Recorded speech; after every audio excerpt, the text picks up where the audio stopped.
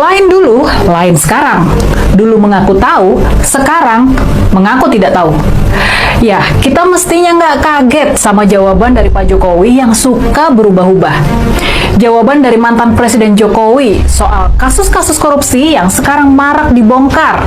Soal kasus-kasus korupsi yang terjadi di era kepemimpinannya.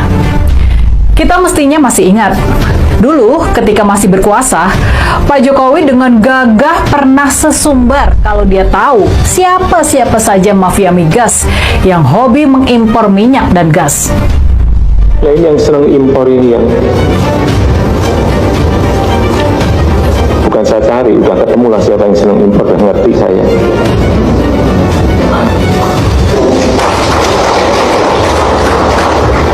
Hanya perlu saya ingatkan bolak-balik, hati-hati, kamu hati-hati, saya ikuti kan.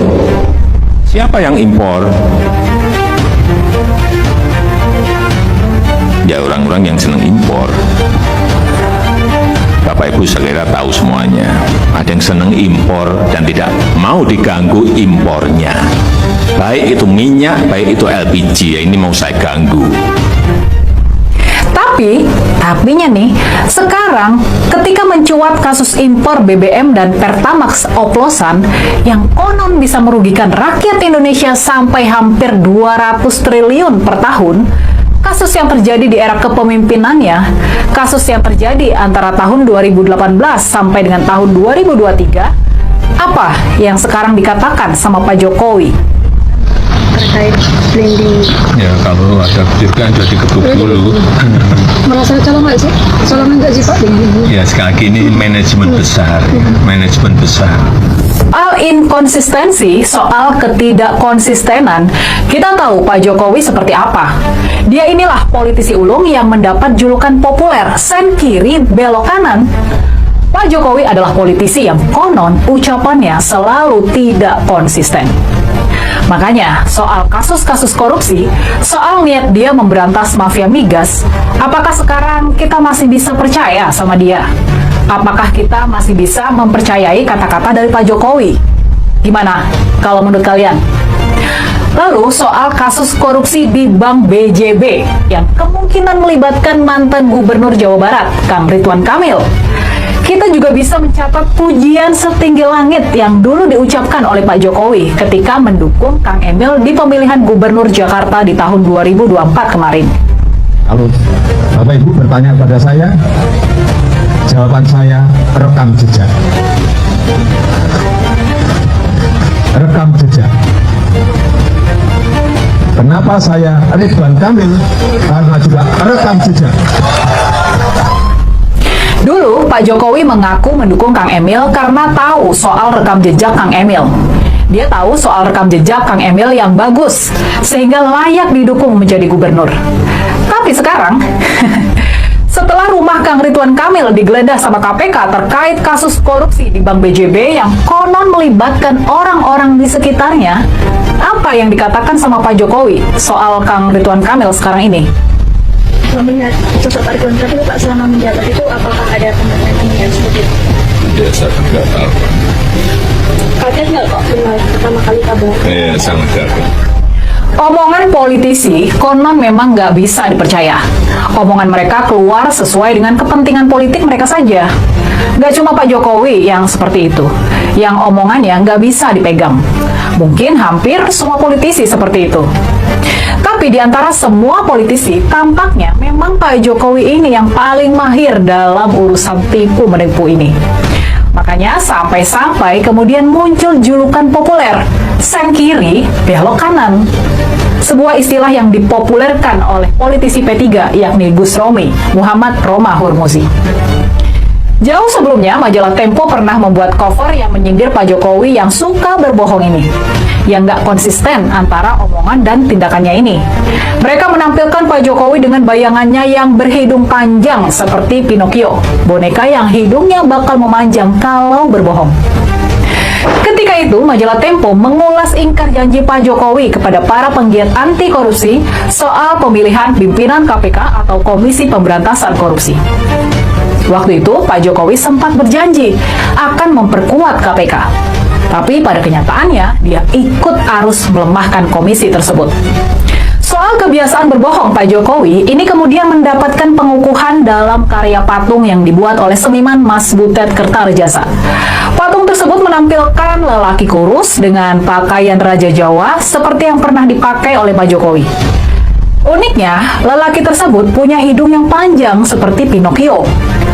Karya ini memang tidak menyebutkan bahwa patung tersebut adalah gambaran dari Pak Jokowi. Tapi kecerdasan kita tentunya bisa menarik garis hubungan di antara patung tersebut dan kritik kepada Pak Jokowi.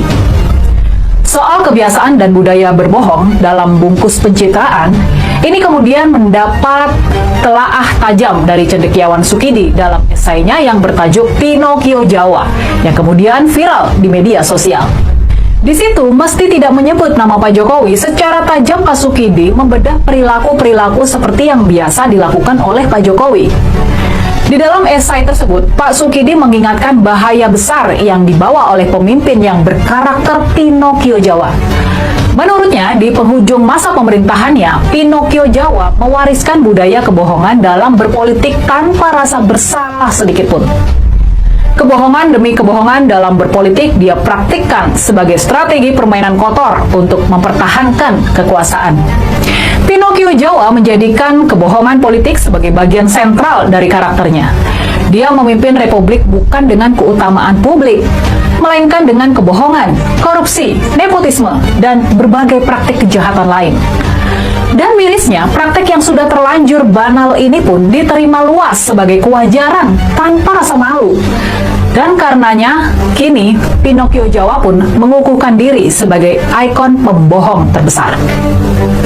Jadi, makanya nih, melihat semua catatan itu, kalau sekarang Pak Jokowi begitu rajin tampil di media, mengomentari ini dan itu, melakukan klarifikasi atas 10 tahun masa pemerintahannya, apakah kita masih bisa percaya sama apa yang dia ucapkan? Apa kita bisa percaya kalau Pak Jokowi nggak tahu menau soal korupsi impor bahan bakar minyak di Pertamina? Apakah benar dia nggak tahu praktek curang yang dilakukan selama 5 tahun itu, antara tahun 2018 sampai dengan tahun 2023 tersebut? Selamat datang kembali di channel ini, dimanapun Anda berada, semoga kita dalam keadaan sehat semua.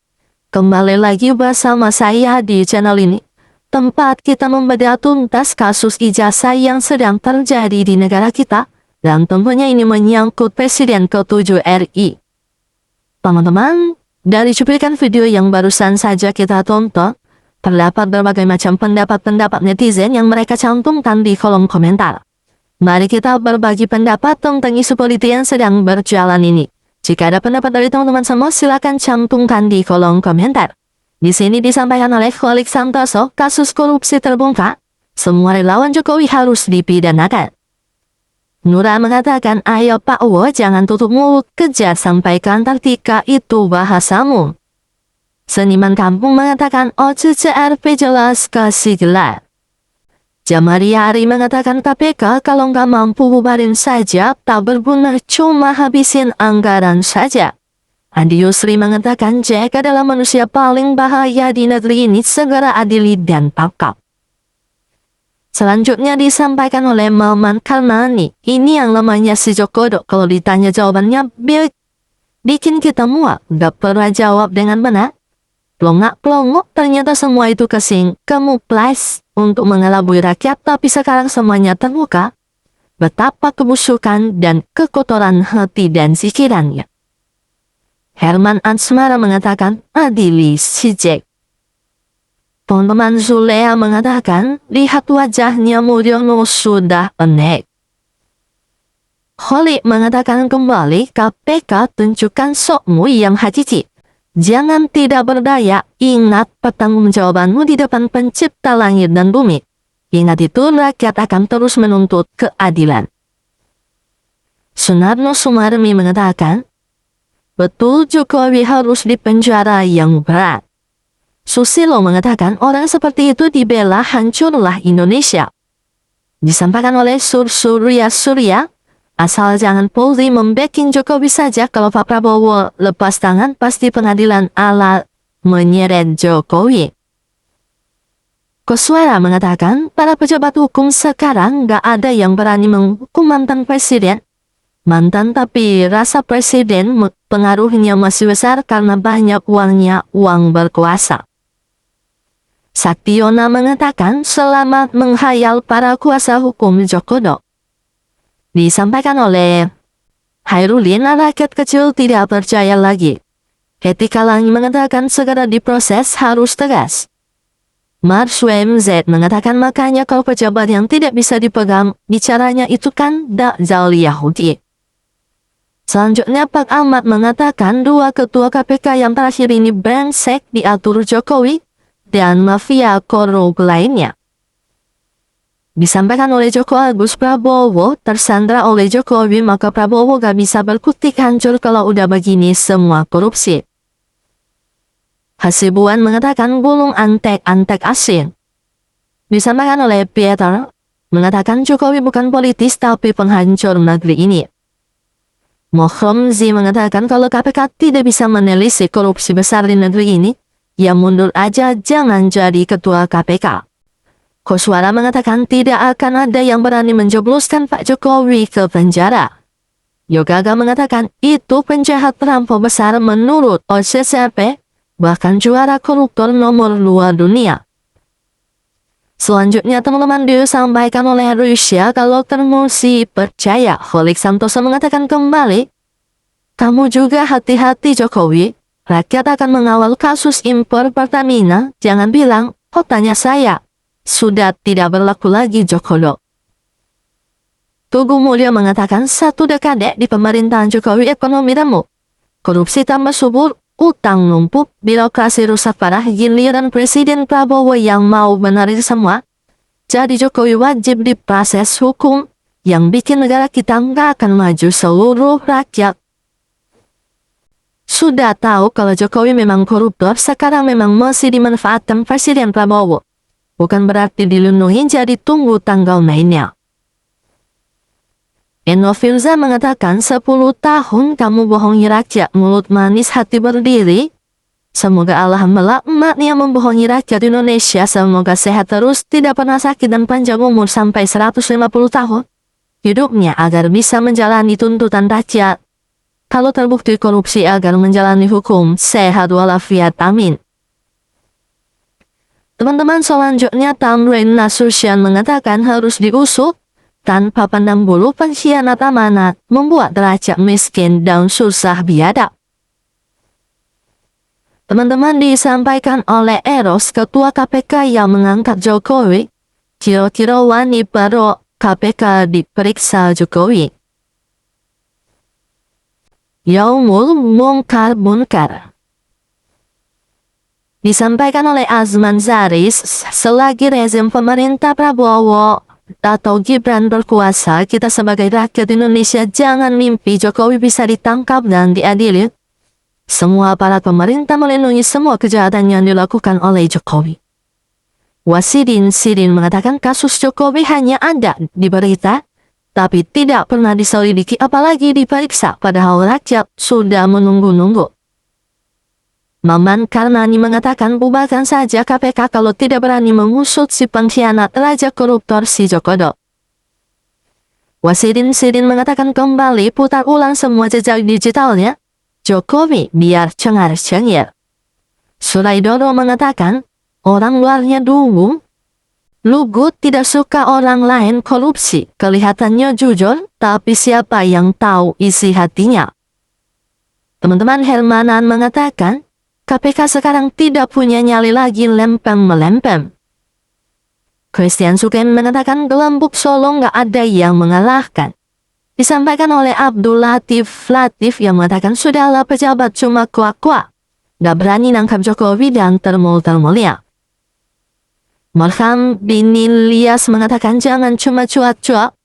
Ayolah tangkap dan adili secepatnya agar ekonomi membaik karena uang ada pada Jokowi, cepat keburu kabur ke luar negeri. Guntoro mengatakan termupakannya uang korup. Disampaikan oleh Dembro Kastov yang mengatakan itulah Joko Widodo lain yang diucapkan main pula di hati. Siswoyo Menawawi mengatakan rakyat dah tahu tapi tak mungkin Jokowi ditangkap kalau Wowo presidennya. Teman-teman, tak henti-hentinya Holik Santoso mengatakan kembali kalau Pinocchio berbohong hitungannya bertambah panjang. Kalau Jokowi berbohong, dipastikan sekarang ini akan semakin terbongkar kasus korupsinya. Irwan Sumirat mengatakan ayo Wowo bergerak secara adil mengapung berkuasa. Mumpung dipercaya hidup, jangan bela Wiwi. Asik. Kin Bidil mengatakan ini fakta walau Jokowi korup, siapa yang berani belum ada sampai saat ini dari kereta cepat. Bandara Siluman dan mobil SMK aman-aman saja, semua cuma keluar-keluar aja pada akhirnya hilang aman lagi. Nah teman-teman, demikian saja pembahasan kita di video kali ini dan sampai jumpa di pembahasan selanjutnya.